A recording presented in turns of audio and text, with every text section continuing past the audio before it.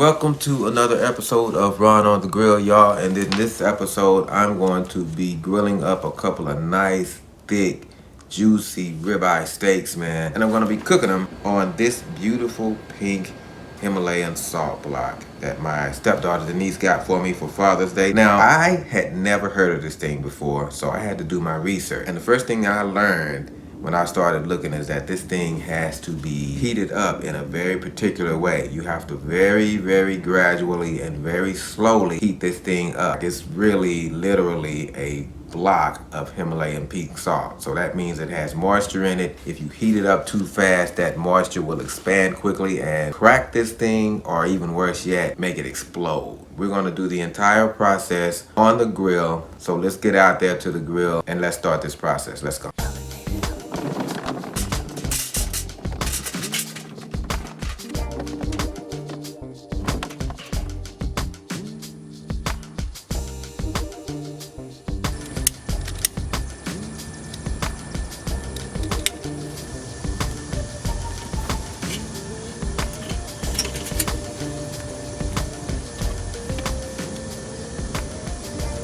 So now for the first step in this gradual warm-up process, I'm gonna sit my salt block in the center of the grates, and we're just gonna let it sit there and warm up for about 5 minutes with the lid off. All right, so it's been about 5 minutes now. So next, we're gonna put the lid on, close the top vent down about a quarter, and we're gonna let it go for another 15 minutes. All right, so it's been 15 minutes now, and it's time to bump up the temperature a bit more. We'll do that by sliding the baskets in just a little closer to each side, increasing the heat a little more in our salt block, and then we'll wait another 15 minutes. All right, another 15 minutes have passed, and my grill is pretty hot now. So I want to see how hot my salt block is, and the easiest way to do that is to put a few drops of water on it. So if it sizzle and evaporate right away, that's a good sign that my salt block is nice and hot. So now I'm gonna close the lid and let it continue to heat up while I get my steaks ready.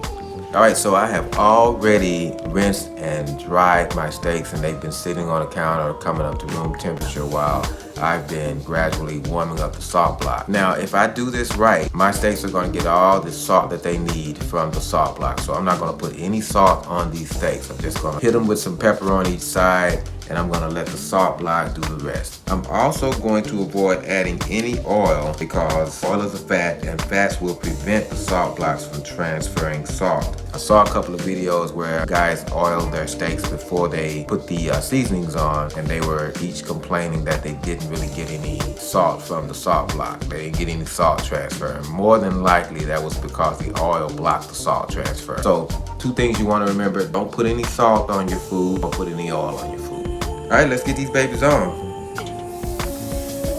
Oh yeah, listen to that sizzle, baby. Now we rocking and rolling. So I'm gonna give these about 6 to 7 minutes each side. I want some pink in there, but not a whole lot of pink. Now I was looking for a little bit more sear from these than I got, and I think I didn't get the sear that I need because I kind of skipped the final step. When I was doing my research, one of the best videos I saw on this, the guy moved the baskets all the way underneath the salt block in the final step.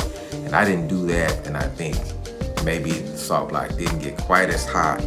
You know, maybe it didn't get to that 500-degree range because I didn't do that step. All right, it's time to take them off.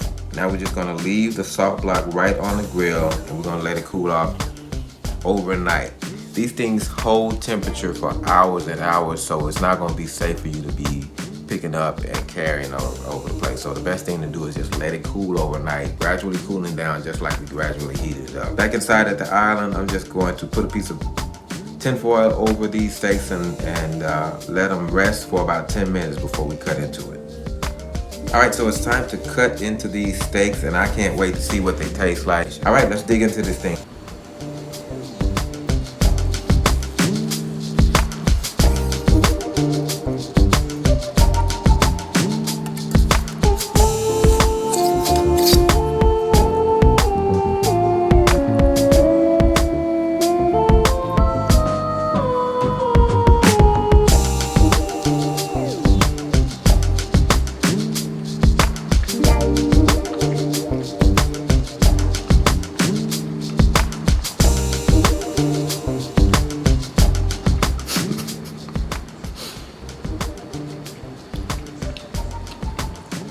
That's nice. That's real nice. It's just the right amount of salt transfer that you get from that thing. I love Himalayan pink salt anyway, but I wasn't sure how much salt you would get from it, and I like it. I wish I had put more pepper on it, but the salt transfer is real good. Came out just right. It's tender, it's juicy. And you know what? I was really dreading the process, the whole process of warming it up and everything, but it really wasn't that bad. It really wasn't that bad. I may use this thing more often than I thought I would. I thought I was gonna do it once for I thought I was gonna do it once for this video and then never use it again. But that was cool. I'd like to try some other stuff on it. Definitely some asparagus. Me and my wife love asparagus. Maybe some burgers. It's pretty cool. I'll put a link in the description where you can get one.